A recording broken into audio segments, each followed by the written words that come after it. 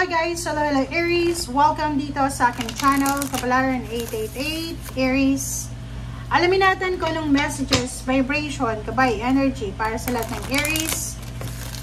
Maraming salamat sa lahat ng mga Aries na nanonood dito sa aking channel. Thank you sa inyong lahat. Alamin natin Aries kung ano ang message na para sa iyo. Okay, flower power. Spend time with flowers, with natures. And sinasabi ng baraha, especially flowers, diba? So this week Aries, spend time with flowers, spend time with the nature, spend time with daughters, sister, babae sa buhay mo. Kasi ito ay makakatulong sa'yo para sa personal healing mo. Okay?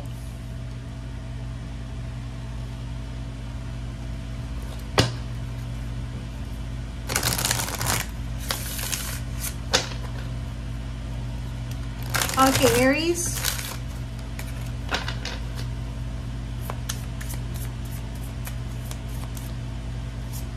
Okay, dancing, self-expression, and movement. So, Aries, sa linggong ito, babae ka man or lalaki, kailangan mong gumalaw-galaw.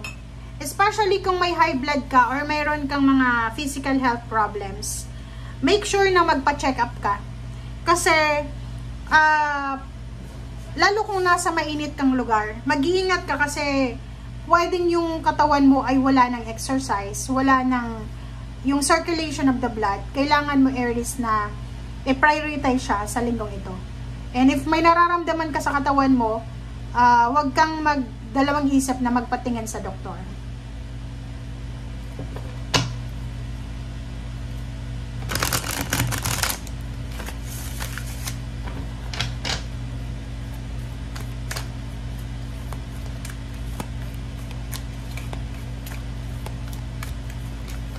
Okay. Number 14, 5 solutions and 3 of Michael. Archangel Zadkiel. Okay, sa barahan yan, sinasabi ng baraha sa'yo na kailangan mo daw na i-release yung iyong nakaraan, Aries. And, kumbaga, wag na nating balikan yung mga nangyari sa nakaraan. Wag mo na Aries na i-romanticize, i-dramatize kung ano yung nangyari sa past mo. Like yung iba sa inyo,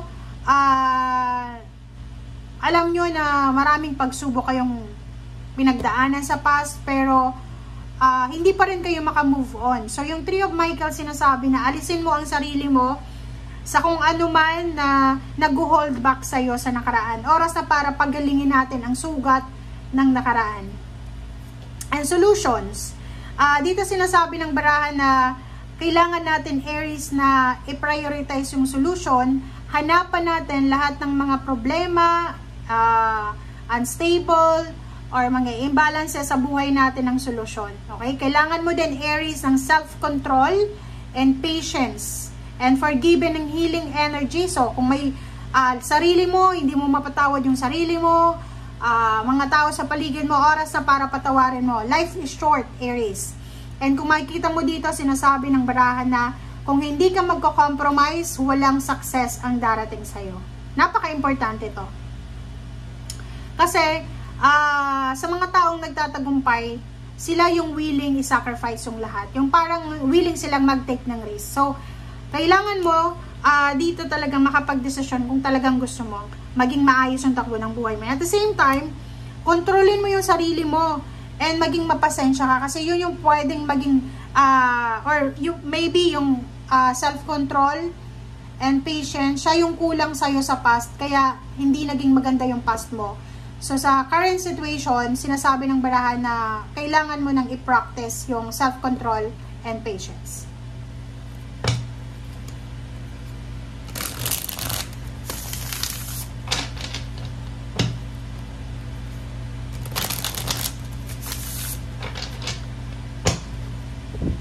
Okay. Zero the Fool, 2 of Swords, and wow, Knight of Swords. Okay. So kung makikita mo dito, isang unexpected Aries, isang hindi inaasahan, unexpected, magic, mystery, na offer. Maybe this is a job offer. Yun nga, risky siya.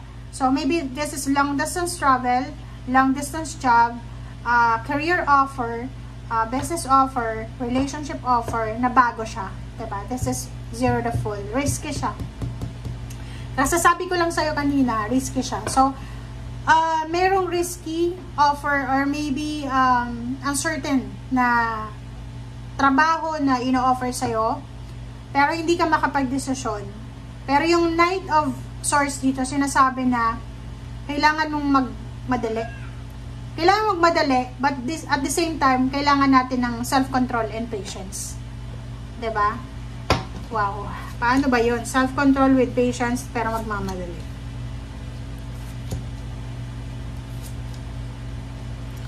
Okay, sa lalim mo is Nine of Cups, sorry. Meron possible na celebration o rason para mag-celebrate sa linggong ito, Aries. There's unexpected or expected celebration na mangyayari or posibleng sisimulan mo.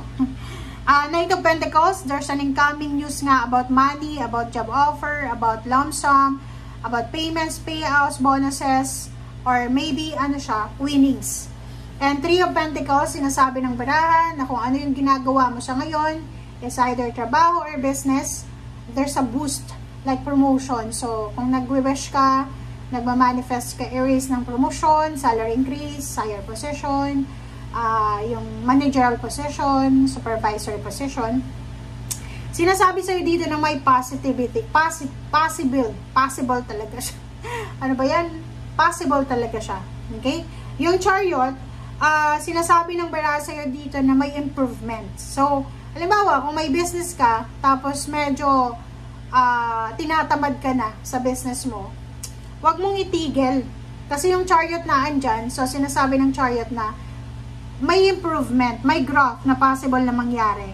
Ganun talaga ang buhay. Kailangan natin ng self-control and patience. Kaya yun ang pinaka-importante, na kontrolin mo ang sarili mo, disiplinahin mo yung sarili mo, and maging mapasensya ka. Kasi, alam mo ba, isa sa dahilan kung bakit nagkakagulo-gulo yung mga buhay or desisyon ng mga Aries dahil sa sobrang aggressive, impulsive, walang pasensya, yung gusto niya ganun, ngayon na mismo, ngayon na. Gusto mo, Aries, yung parang magic lang, diba? So, dito sinasabi ng barahan na even emotion, money, kailangan nating pagtrabahuan yan, guys. Kailangan nating magpagod, kailangan nating pagpawisan, kailangan nating lumaban ng patas. Okay? Lumaban tayo ng patas, lalo na sa trabaho, sa negosyo, or sa kung ano man na pinagkakitaan. Okay? Thank you guys for watching. Bye!